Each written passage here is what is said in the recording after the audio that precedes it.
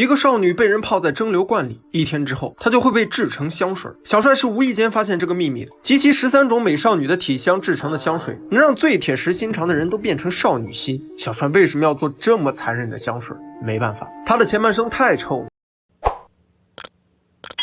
都是臭水沟，人口最稠密的巴黎就是最大的那个。小帅就厉害了，他出生在巴黎最臭的地方鱼市，妈妈在摊位一咬牙一跺脚就生下了他，接着杀鱼卖鱼，完全不耽误功夫。小帅被扔在货筐里抛弃，幸好路人发现，把妈妈送上了绞刑架。说不上是命运的祝福还是诅咒，在接下来的20年里，所有抛弃小帅的人全都暴毙。第二个死去的是孤儿院院长，被送到孤儿院的第1天，大家就发现小帅不对劲了。从婴儿时他就对气味异常敏感，长大后沉默寡言，天天闻来闻去。你说他闻点好的也行，不，馊饭烂菜死老鼠，他什么都闻。所以小帅没有朋友，他倒是不在乎，因为在他的鼻腔中有一个更大的世界，一个苹果，几片叶子，一根树枝。小帅轻轻一闻，脑海中就是一棵茂盛的苹果树。长大后的小帅嗅觉越来越灵敏，100米之外，连癞蛤蟆下了几包卵都闻得出来。10岁那年，他被卖到皮革厂，买卖刚完成，院长的报应就来了。不用想了，第3个被他放死的是皮革厂厂长。生皮在桶里泡几天，再刮掉多余的脂肪和毛发，就这个腐臭味儿，一般的小工扛不过3、5年，身体就垮了。可小帅居然啥事儿没有，厂长大发慈悲，给他换了个岗，送快递。这是他第1次来市中心，街边摊的生蚝，马车上的贵妇，温热潮湿的臭香混杂中，小帅贪婪地吸着每一种他没闻过的气味。突然，他闻到一股浓烈的香味，鼻子告诉他是一群贵妇抹着小红嘴巴子，在鼓捣瓶瓶罐罐。小帅跟着气味找来，是一家香水店。他愣住了，他从没想过世界上竟然有这么好闻的味道。等等，小帅闻到一股更好闻的香味，他闻到了肩膀，也闻到了水果。他跟了过去，女孩以为他要买水果，可递过去一闻，小帅就明白了，不是水果。我操他个猴子的，世界上最好闻的是少女。清风在红棕色的发系里穿行，那味道柔软温热，像是电流一般让人微微酥麻。小帅连舔带闻，把女孩吓得掉头跑回家。他丝毫没意识到，黑暗中一张人脸慢慢浮现。女孩发现后一声尖叫，小帅赶紧捂住她嘴巴，左右一看没人发现，可手一松，他才意识到女孩已经被他捂死了。但小帅脑海中第一个念头不是我杀人了，而是现在我可以尽情闻个够了。可他闻了几口就发现不对，因为少女的味道在渐渐消失。小帅这才明白，人死了，味道就会消失，没有什么比得到后再失去更让人无法接受的了。从那天起，小帅脑海中只剩下一个念头，一定要把这个味道保存下来。有办法吗？有。香水师的嗅觉一天比一天差，面前摆着最畅销的香水，他却闻不出配方。恰好这天小帅来送货，他连烧杯2桶都不会用，全凭感觉一通乱拿一通乱倒，复杂的配方居然真的让他破解了。香水师第一反应就是去皮革厂买下小帅。毫无疑问，当晚厂长就在路边暴毙。香水师以为挖到宝了，但他哪里知道他自己就是下一个死者。香水经过小帅改造，畅销无比，他终于肯教小帅点真的了。接下来这段男生们都听好了，香水会随着时间挥发，分为前调、中调和后调3种味道，每种味道由4种香味组成，加起来一共12味。但传说古埃及加入了神秘的第13味，可以让香味1000年不散。法老墓里的香味就是证明，但这一味究竟是什么，没人知道。他刚说完，小帅就明白了，最后这一味是人。香水为什么那么贵？1万朵玫瑰堆放轻微发酵，放到锅中恒定温度加热几小时，水蒸气再经过冷却，才能得到区区这么一小杯精油。而一瓶好的香水必须要有12种不同的精油，以精确的比例配合。小帅就是想学这个，怎么提取味道。但香水师很快就发现不对了，小帅炼出来的东西啥味儿都没有。问他炼的啥？铸铁、石头，这不胡闹吗？打开蒸锅一看，里头居然还有一只死猫。What kind of a human being are you?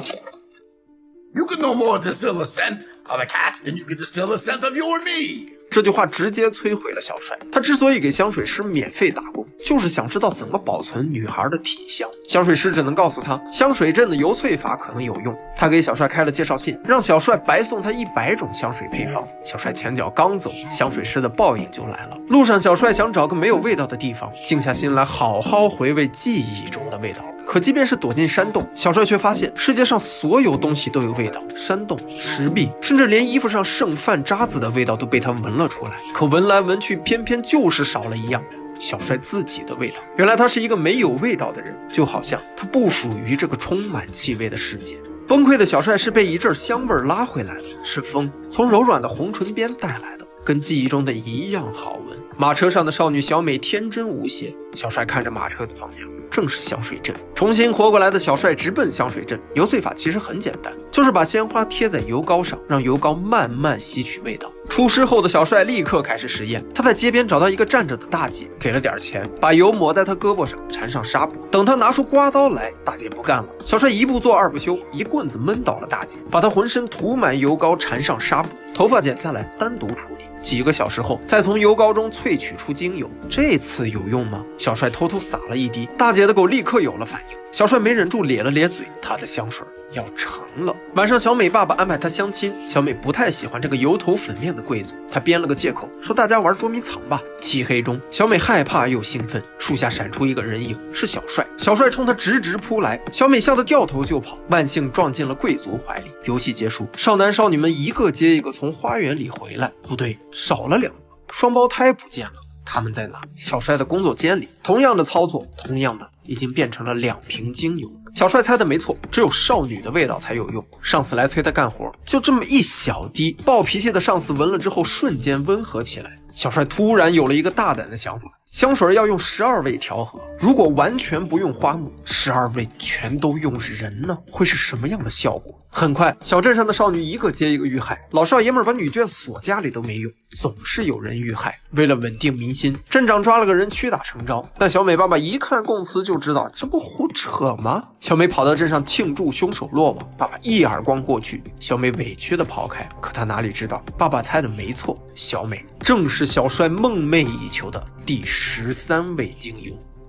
小帅想制造全世界最厉害的香水，只差小美的体香了。小美爸爸带他出去避难，还特意分了几队仆从迷惑小帅，没想到还是被他的狗鼻子识破了。夜里，小美陷入沉睡，小帅来了，因为他没有任何体味，连狗都没有发觉。他举起连杀12人的木棍，没想到小美半睡半醒的睁开了眼，四目相对。小帅看过去，她好美啊！可第二天一大早，小美爸爸看到的却是女儿的尸体。此时，警察终于追查到小帅的工作室，找出了大量受害者遗物。小帅被锁定后很快被捕。小美的爸爸严刑逼供，小帅为什么杀人他已经没兴趣了，他只想知道 Why I needed her. 什么都没审出来，小美爸爸遗憾地离开。但他不知道的是，小帅已经把小美炼成了精油，做出了梦寐以求的香水。小帅很快就被判刑，管他为什么杀人。法官宣判要把他面朝天钉在行刑架上，砍头前要用铁棍砸碎手臂、肩膀、脚踝、左骨。广场上山呼海啸。第二天行刑，这里依旧人山人海。刽子手用铁棍砸行刑架预热。终于，小帅来了。奇怪的是，这个穷小子怎么穿了一身华服，从马车上天神下凡一般的下来，士兵更是摘帽致敬，还不由自主地跪了下来。人群像退潮一样给他让开条路，很难想象刚才还群情激昂的人群瞬间如此安静。最不可思议的是，刽子手见到小帅后，推金山倒玉柱般趴在那儿亲小帅的靴子。 This man is innocent. 小帅没理他，自顾自地拿出一条手帕，以及那瓶集齐了13位少女体香的香水，撒到手帕上轻轻一摆，香味随风而动，人群像麦浪一样起伏，甚至传到远处，连主教也仿佛置身天堂般的跪倒在地。This is an angel! 广场上无数只手丛林一般，无数双湿润的眼睛，所有人都在轻飘飘的幸福中恳求小帅再施舍一点。好，手帕给你们了。手帕所到之处，柔和的火焰跳动着手气，每个人都下意识地抱住了身边的人，然后紧密结合。第二天，每个人醒来后，无地自容的羞愧让他们沉默地穿好衣服，默契而无声地悄悄离开，仿佛一切都没有发生一样。此时的小帅已经从容回到了巴黎，现在他拥有世界上最厉害的武器，不是香水，而是能让人无法自拔的幸福。有了这个，他能干嘛？给教皇写一封带香水的信，他就是新的救世主；穿一件喷香水的衣服，国王就是他的臣民。可没有人会想到，小帅来到了他最初认识少女的街头，把所有香水全都洒在身上，自然所有人都聚拢了过来，贪婪地嗅着香气，拼命地想把这香味据为己有。于是他们在幸福的微笑中把小帅吃了。一夜之后的街角，同样的，仿佛一切都没有发生。